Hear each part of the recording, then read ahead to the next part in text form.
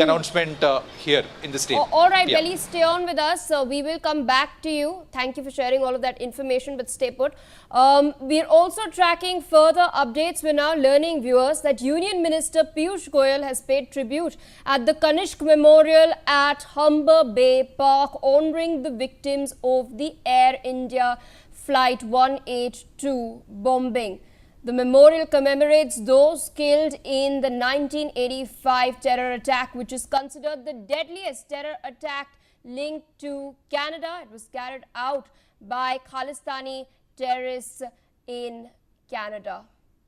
My colleague Brian Anthony Thomas with us on the broadcast. Brian, Piyush Goyal, Union Minister for Commerce, has now paid tribute at the Humber Bay Park Memorial for the victims of the June 23rd, 1985 Kanishka bombing.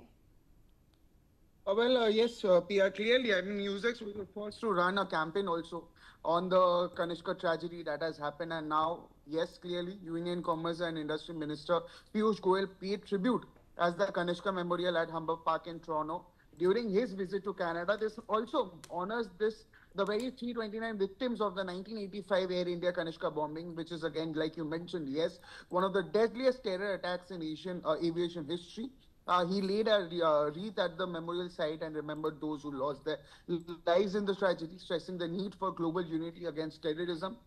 And this, yes, visit comes amid this renewed diplomatic outreach and growing engagement between India and Canada, with the Kanishka bombing continuing to remain a very deeply emotional chapter in India's history. Yes. Absolutely, Brian. As you've highlighted, it's been a NewsX campaign.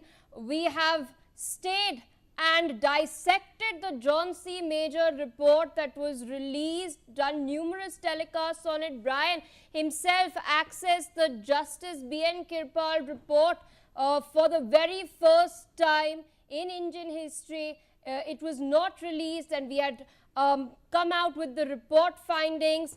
And Brian, you know, it's been quite sad because there were a series of lapses on the end of the RCMP, which is all present in the John C. Major report. The June 1, the telex that was sent by Air India, the rehearsal bombing that had taken place in a forest near Vancouver as well. It was a series of oversights, a series of lapses that finally led to this tragedy. Once again, if we can refresh the memories of our viewers, since we've done this in depth already, what are some of the major takeaways from these two reports, one of which you accessed exclusively for us?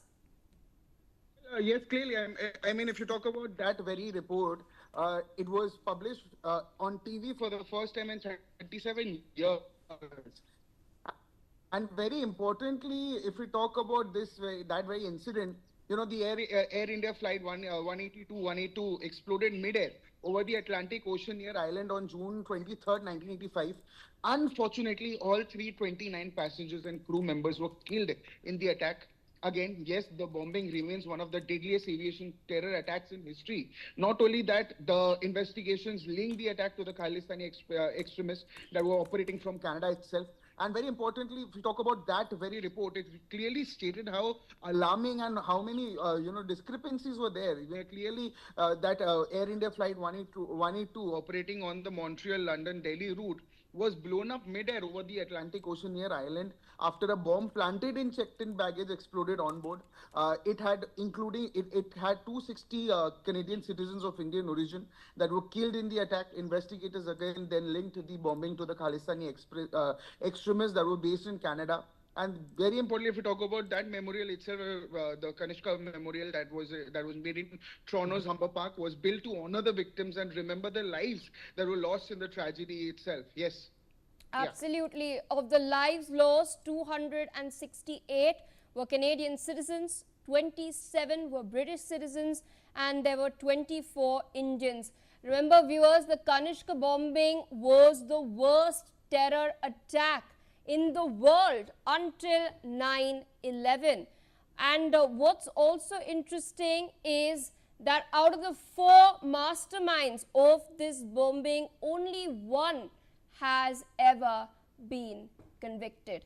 Brian, I'd like to thank you for taking out time and sharing all of those details with us. Remember, this has been